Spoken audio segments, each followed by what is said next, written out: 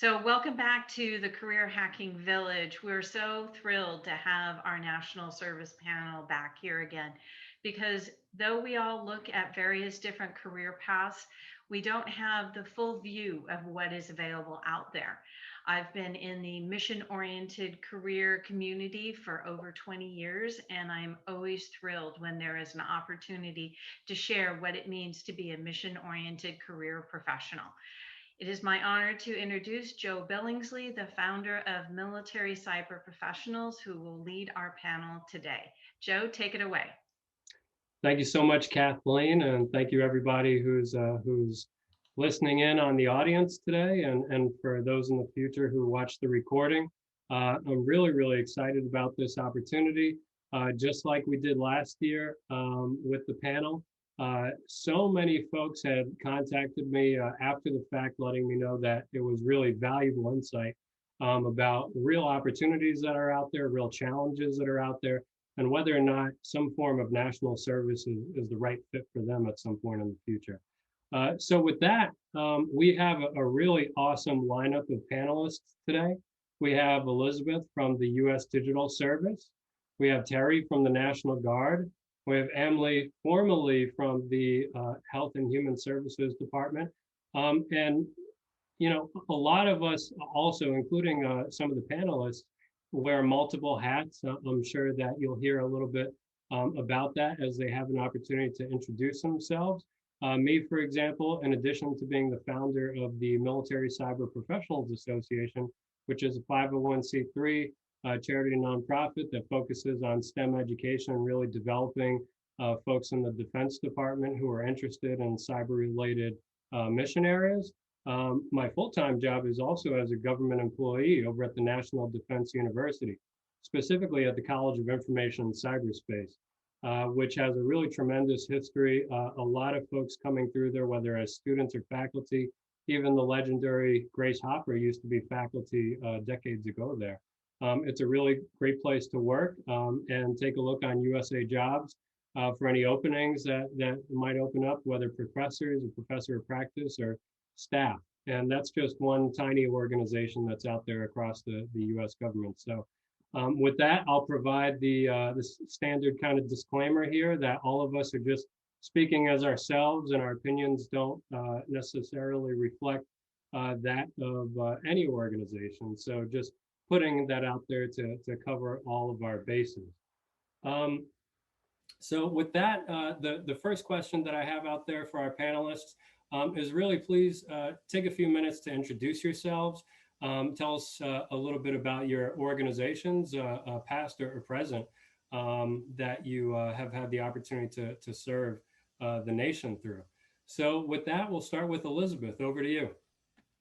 Sure thing. Hi, I'm Elizabeth Schweinsberg, and I'm a digital services expert at the U.S. Digital Service. We call it USDS for short. We help federal government departments and agencies develop or modernize services for people in the U.S. Since 2014, when we were officially started, we've worked on healthcare.gov, Veterans Affairs, Medicare, immigration, and a whole bunch of other projects.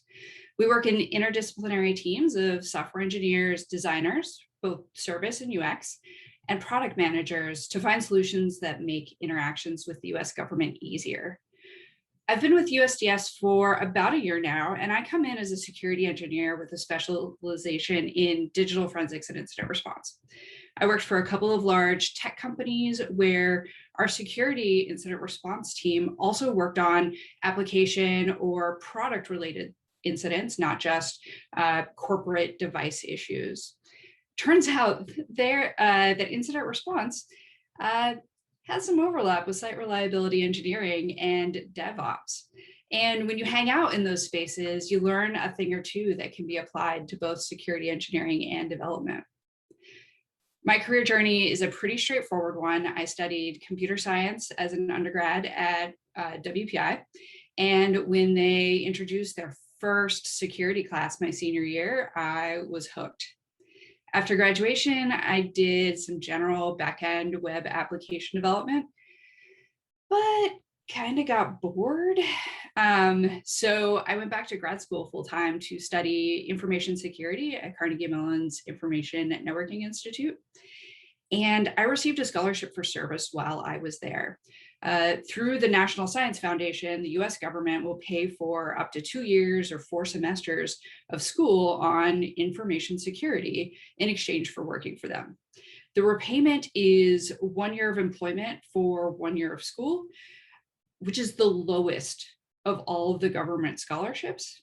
Most of them are like 2 years of employment for 1 year of school. So free masters and help finding a job at the end, sign me up. The universities apply for the scholarships and then you apply to the school and the school awards the scholarships to US citizens as they deem appropriate. So after I graduated, I ended up actually spending 6 years at the Department of Defense, doing a variety of digital forensics type things, and generally just learning a lot before moving into private industry. At Google, I transitioned into incident response. Then at Facebook, I added in threat detection. Some folks I know had worked at USDS, and I'd long admired the organization. So when a recruiter reached out last year, it seemed like a good time to learn more, go through the interviews, and here I am. Thanks a lot, Elizabeth. How about you, Teri? Hi, how are you? Again, Colonel Teri Williams, and I am the 91st Cyber Brigade Commander in the Army National Guard. So the 91st Cyber Brigade spans over 31 states currently. And just not trying to insult anybody's intelligence, but just to kind of give you an overview, the National Guard's a little different than what you think of in terms of typical military service. So we do have a federal mission, which is what most of you are familiar with, where we deploy to places either, for cyber, mainly continental US, so more local type deployments, but some of us have enjoyed the views of Afghanistan and such as well. So that's our federal mission.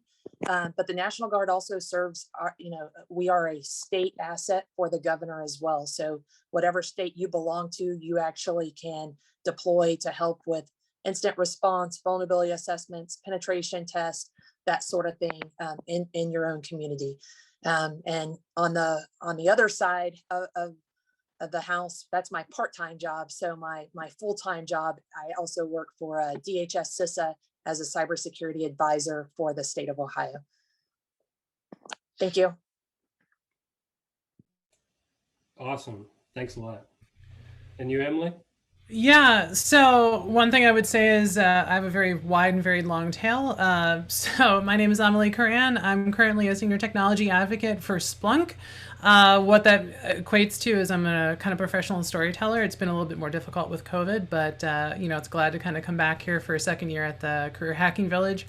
But prior to this, as I was introduced, I used to work for the U.S. Department of Health and Human Services Inspector General's office, first as their deputy CIO, and then as the chief technology officer. What's interesting about that is that was my first kind of like C-level technology leadership role, because most of my career I'd spent in information and computer security. It was interesting, as Elizabeth was giving her background, there's a lot of touch points there. I also graduated from Carnegie Mellon University as an undergrad. At the time, they did not have a cybersecurity undergrad program, so I came in as a computer engineer and graduated with a social sciences degree, decision science, and found that was an interesting applied kind of skill set. My first, tangle with cybersecurity was actually at a utility company out of Baltimore. I joined just as we had the Northeast blackout as well as a hurricane, so kind of trial by fire. She mentioned about system reliability engineering. That's probably at pro level there versus, some apps and stuff that people use to communicate with one another. But then I kind of touched government in a couple different ways. My first time was as a contractor to the General Services Administration doing cybersecurity audits.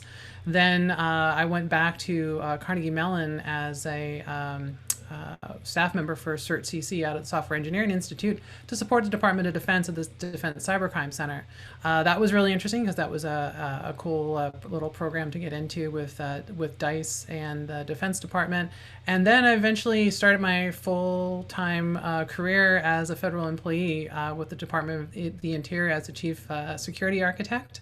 And while there, I did a rotation at the White House where I actually worked with cybersecurity legislation that came down from the Hill and actually helped start the U.S. Digital Service in 2014. So it's nice seeing a current member of the team, but also seeing how far it's grown. After that, I took some time off and went to go work for Disney, but came back, worked for U.S. Department of Treasury, and then ended up at Health and Human Services. So it's a wide and varied career, but the advantage of kind of playing around with both working in academia with the federally funded Research and Development Center, which is what Software Engineering Institute is in relation to the federal government. So it's kind of a pseudo-Fed, not the drug, but not quite a Fed, but a Fed. Contracting as well as in different agencies, it's provided a lot of perspective, especially when I've gone back to the private sector. Having that information exchange, gives you an opportunity to kind of stretch anywhere from your technical chops to policy and at the different levels to get a view of all the intricacies of technology. Cool. I mean, what you spoke about perspective there. I mean, it should be really apparent to anybody paying attention here that the insights and perspective from our panelists are just really tremendous with everything that you're bringing to the table. So thank you so much for sharing that. Now I want to ask each of you to take a little bit of time and with the typical DEF CON attendee in mind, somebody with a technical experience and know-how, but who maybe hasn't worked for or with the government at any point. What are some tangible hints or pieces of guidance or insights that you might like to share with them about different opportunities to serve, if it might be right for them, different benefits or challenges? Let's start with you, Elizabeth. Excellent, thank you. USDS is situated in the Executive Office of the President, so that we have some flexibility to work with different departments, though more departments are starting to set up their own digital services. USDSers are not hired through the regular federal competitive service, so the process is a little different and actually more similar to private industry. It does, however, mean that we are not permanent federal employees. We are limited to a 2-year term that can be renewed one time for a total of 4 years. Some people get hired into a permanent position, often at an agency that they did work with. Some go back to private industry, and some move on to nonprofit or NGO sectors. U.S. Digital Service experts act as a sort of consultant to agencies to help them improve their services, but they also aren't afraid to jump into the code when needed. We require experience in building or running large-scale web services. Specifically, we look for experience in programming, modern architecture, which is code for the cloud, incident response, strong technical communication is mandatory, project and team management skills, as well as collaborative engineering practices. So within the engineering group, we hire both software engineer types and SRE types. So we need both software engineers who know security and also security engineers who know software, as we help organizations build a secure foundation for developing their services. President Biden released an executive order in May 2021 about changes that he would like to see to the made to how the civilian federal agencies handle their cybersecurity. And there is going to be a lot of work to implement the plans that are in development right now to make zero trust architectures easier to build, easier to know what dependencies are in all that software we buy, and how to build better cloud services. If you're just getting started in your career, USDS is probably not the place for you yet. But there are some other organizations as well as individual agencies that are able to hire and mentor newer folks. If you are really into the digital services side, 18F in the GSA can be a good starting point. One of the benefits I found is getting to work on random projects that I just never would have seen in the tech industry. When I started at the Center for Medicare, I joined an endeavor to build threat detection on top of mainframe logs. I mean, I could spell mainframe when I started, but I had a lot to learn about all sorts of other things just in order to make the project go. This is not a very popular space for publishing research. There's a handful of new techniques that come out every year, as opposed to conferences and conferences full of Windows techniques. So that is why I am super excited for the talk crossover episode, the real life story of the first mainframe container outbreak or breakout by Ian Coldwater and Chad Rickensrud. Go see it. It's going to be fantastic. So excited for that. One of the other benefits that I have heard but haven't gotten to participate in yet, because we are still fully remote, is that there's a bowling alley in the executive office of the president building. And I plan to use that when I return to the office and finally get to meet my coworkers. The main challenge I personally have is I only get 13 days of vacation a year, which is not a lot for me, but it's a worthy trade-off to helping make our government a little easier to use. There are some truths about federal employment that aren't likely to change in the near term. They often cannot match industry salaries. The jobs are pretty Washington, D.C. centric, and they are very picky about your drug use, turns out. But I've been finding it really rewarding, and I'm so glad that I came back.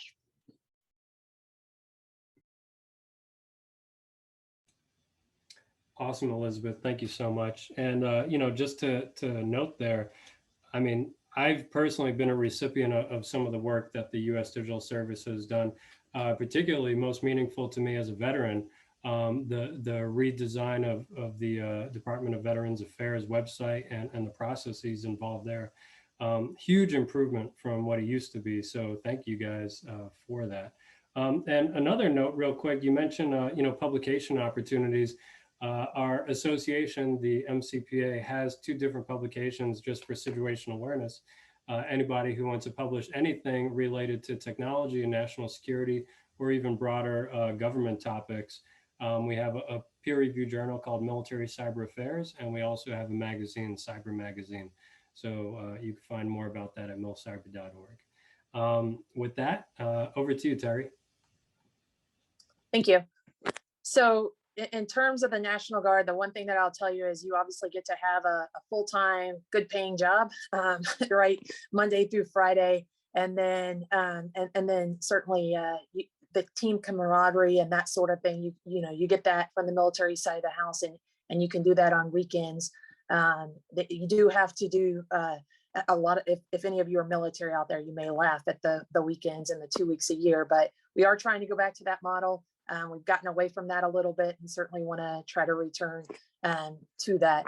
But with that said, you get to interact with a lot of people from a lot of different industries as well. So one of the best things that I like to do on the Saturday morning of drill, and you drill once a month, is just go around the horn and let folks talk about all the different things that they've seen in their environments, all the attacks, ways they've mitigated those things. So just that inherent trust in that team, construct is it doesn't exist anywhere else that I've been a part of, at least. And so just learn a lot from each other in that respect. From the National Guard side, we have opportunities in offense, defense, forensics, We do, we have some subject matter experts. We use a lot of acronyms. I almost spit out an acronym there, but subject matter experts in the industrial control systems and that sort of thing. So really any skill set that you have, we probably have a place for you. We target typically for entry into the military ages 17, and that's got to be with parent consent. At 18, you can join without parent consent, up to ages 35. But if you're outside that range, I guess if you're older than 35, there are waivers. There is a process to go through that, and we can certainly look into that for you. If you're under 17, probably not going to fit in for us, but that's probably not the audience that we're hitting with this. So, but you can certainly reach out to me if you're younger, and I can give you advice on how to get integrated into and set yourself up for success. I will say, if you have children out there that are interested, make sure that they understand that there are strict requirements for clearances in cyber, and they have to behave themselves and stay out of trouble in order to even get into this field if they do want to go that route. So with that said, there are other opportunities. I will say there's a direct commissioning program. So if you're scared to death of basic training and you don't want to go that route, we do have a program set up. Currently, it's established only to become an officer. And in the Guard, at least, I know that the active component is a little different than we are, but in the Guard, for the most part, if you're an officer, the keyboard time is going to come on your own time. You're not going to get to do, maybe the younger officers get a little bit of keyboard time, but once you get past, probably when you start to become a captain, you're getting off the keyboard and you're doing planning, management, and leading, that sort of thing. So we are trying to pilot a program that allows you to come in as a warrant officer, and the warrant officers are the technical experts. So hopefully we'll get that implemented soon. But without spitting out a bunch of URLs to you, if you go and Google direct commissioning Army, it'll get you to the right place. And certainly I'll try to provide my email. If you have trouble, then certainly reach out to me. I think so far what I've heard is at least the Army's direct commissioning program is faster than all the other services. I'm real competitive, so that means something to me. But regardless, it is a bit of a slow process. So don't get, discouraged. Just stay persistent, and that's the case with any of this. If you are interested in any type of service, don't be discouraged. Just keep going at them, and somebody will eventually break. So the last piece that I want to say is just just from my interaction. Again, I talked about a little bit about our interaction with our state partners and our integration into the community in the states. Something else that if military service isn't for you, but you still want to, you want to provide some input into the community.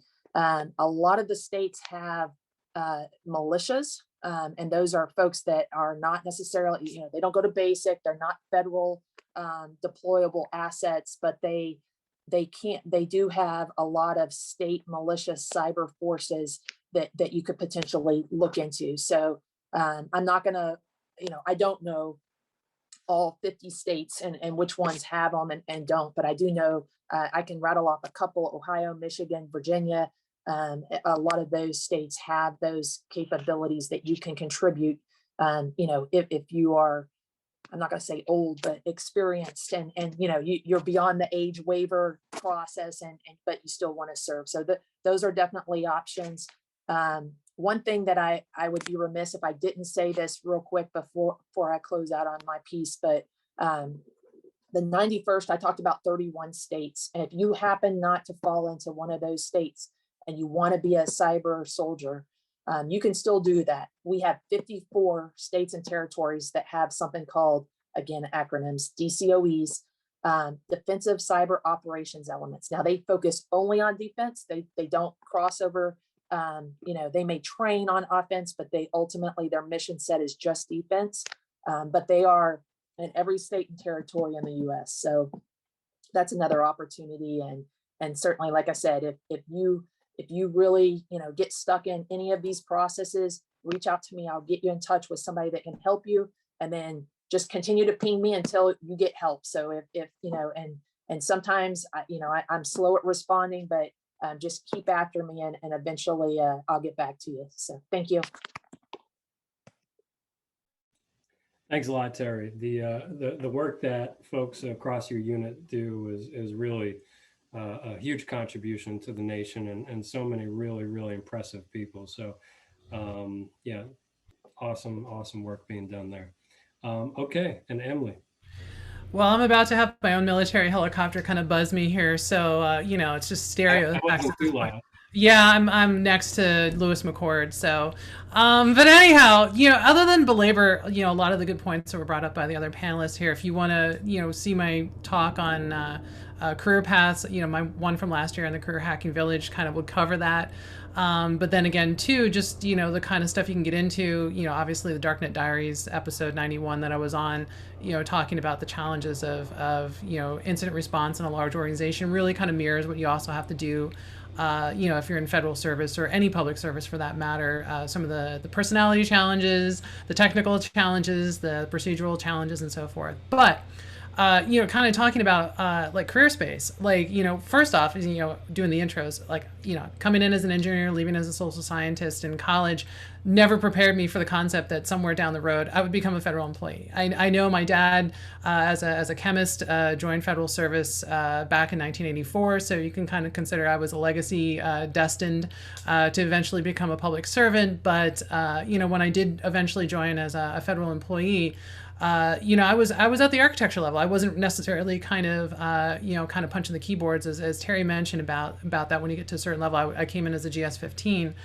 And but it did give me an opportunity to kind of work at an enterprise level to direct kind of policy, the architecture, but I did get to run at least one program, the mobile security program. So at the time I was at Interior was the advent of everybody starting to use iPhones and iPads and digital assistants in that regard. So I really kind of got to drive kind of the policies, the procedures, but also because I was the hacker at heart. I got pieces of all this equipment, and because I was trying to break the security on them, I couldn't do them on the government network. I actually had a lab at home to kind of poke and prod around because I kept tripping up like the firewalls and other protections. So you can still satisfy your geeky, nerdy aspect of that even when you're in government or even at a higher level, because sometimes there's only one or two people to kind of lead an effort like that. Conversely, like, my forte nowadays, I've now consulted on a couple workshops on the cyber NTSB, which was mentioned in the recent executive order. But, last year before COVID hit, I was helping with international policy with OECD in Paris regarding vulnerability disclosure policies and digital product security. I didn't ever consider myself a policy wonk, but my ability to do a leadership rotation at the White House, where oddly enough helped get started U.S. Digital Service, but most of my summers reviewing cybersecurity legislation, Cybersecurity Information Sharing Act, CISA, not to be confused with the agency, was one of those. The other aspect was probably within 2 weeks of me showing up, I got to deal with Heartbleed. The challenge there was, very few people at that level, at least at the time, were technically oriented or had an experience of actually hands-on, experience with incident response, the technical ins and outs of security operations and so forth. So for me, I felt lucky because I could help provide that level of guidance to them of how agencies operated. For them, typically people at the White House would issue a data call, and it would just kind of trickle down through leadership. They'd get the data, and then when another incident would happen, they'd issue another data call. In this case, it was more or less like, hey, you issued this data call for Heartbleed. You have the information there, at least somewhat fresh, for when we ended up having to deal with shell shock. So it's trying to teach people smarter ways of working around that. And that comes from an applied mindset as an engineer, as a policy person, as a compliance person. Each role that you may have at whatever level you may be in the government at, or where you are in your career, you can provide value. It's a mentorship opportunity. I had contractors that I was working with who were fresh, out of college in some cases, or new to the government, and the ability to kind of stretch your wings and bring them in and teach them I was very proud to see one of the folks that I work with, ended up leaving federal service to go work for Michigan, and I believe is actually coming back to work at the White House now as a PhD, and some higher level experience there. So you never know, kind of the cycle of life as it works in DC, but I still feel a badge of honor having served. I think many of the other folks here, as they move on with their careers and their lives, it's something that sticks with you, especially with the missions that you get a chance to support. Yeah, and thank you very much for that service, all of you, to our nation in all kinds of different ways. So as we're coming to the close to the end here, I'd like to open it up for any of you who have any closing thoughts, anything else you might want to share, or even any small questions for any of the other panelists if you like. And as a reminder, we'll also have, of course, this will be posted online.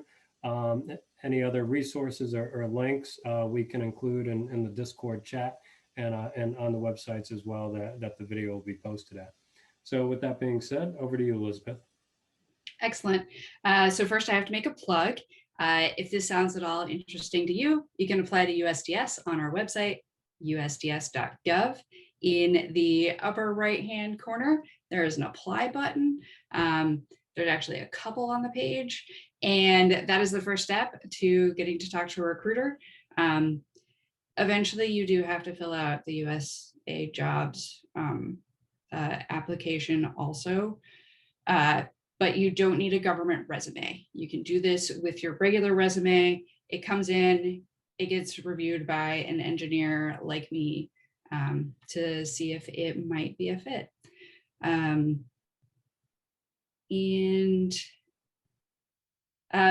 But there are lots of technology jobs, particularly in security, available across the government. So checking out USA Jobs is not too bad an idea. Really, I found government in general to be a really great place to start my career in security. And I've also found it to be really rewarding as a bit of a mid-career diversion. So I recommend it to most people. Thanks so much, Elizabeth. And Teri? Yeah, so so most of you probably already have this, but I would recommend trying to build a home lab and just play around. I think, Emily kind of talked about it, but really just, getting your hands dirty and learning, primarily from making mistakes, but, just certainly makes you stronger in this space and networking with different people. And there's a lot to learn. None of us have the ability to take it all in.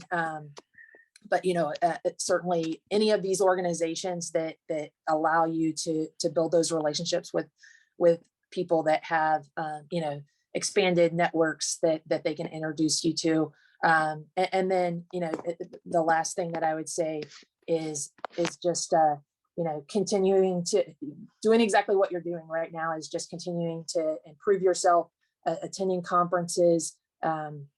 Whatever your flavor is, if you like writing papers or blogs, that sort of thing, but certainly just continuing, don't be scared, get out there and take the jump or the leap, and you'll learn a lot from it. So thank you.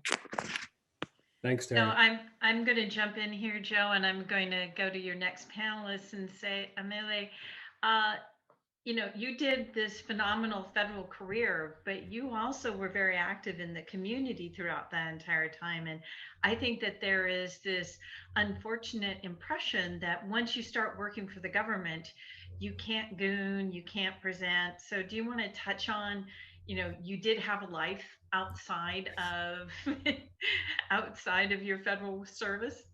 Yeah, First off, I was going to at least touch on both Teri and Elizabeth's thing. Don't get discouraged when you're applying. It's a long process. That's one of those cases of it's a long tail to get to Tipperary, as it would be. And much like getting a chance to participate in the community, whether it be a goon, a volt at a B-sides, or a speaker for that matter, it's a long tail. You have to kind of fight for it. A lot of ethics groups, especially in the IG, but other agencies, they may not understand the value of you going out and speaking. it's a minefield because sometimes you're representing the agency, so there is policy positions specifically that are aligned politically to who may be in the office at the time, and I've been through basically 3 presidencies at this point. And you get warned, but you can take public speaking training, and you also as you volunteer at places, those are cases of you're doing it on your own time.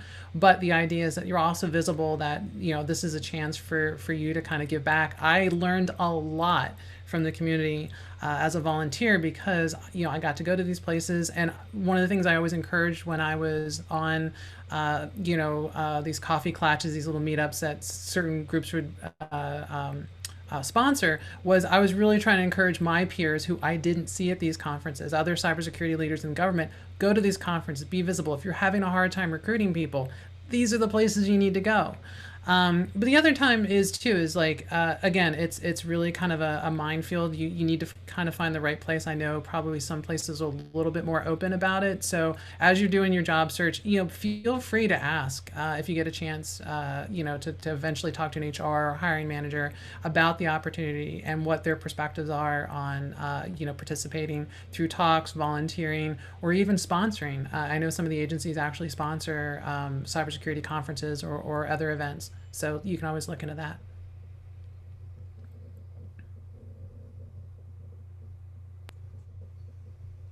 Cool. Well, that is all we have for this panel here, unless there are any closing thoughts. Otherwise, I'll hand it back over to Kathleen. And thank you all very much for your making this time for this panel and everything that you have done and continue to do for our nation and for this community. Thanks. Well, Joe, thank you. It is, as I said in the beginning, this is always a really great opportunity to share with the community that there are so many different career paths. We are all very interested in solving the big problems, being challenged, learning new things. And the one thing that I present at several other conferences is realize that when you're doing work for national service, you are actually working on some of the more difficult challenges that are out there. You are definitely working on things that the commercial sector is not working on because there is not a revenue component. But what better thing to do than making sure that our communities are safe, that our energy grid is safe, that we are making sure that we are protecting our friends and neighbors. There is no higher purpose than our security work to do that. So thank you again to all of our panelists for joining me today, and we look forward to having a great discussion on Discord. Take care.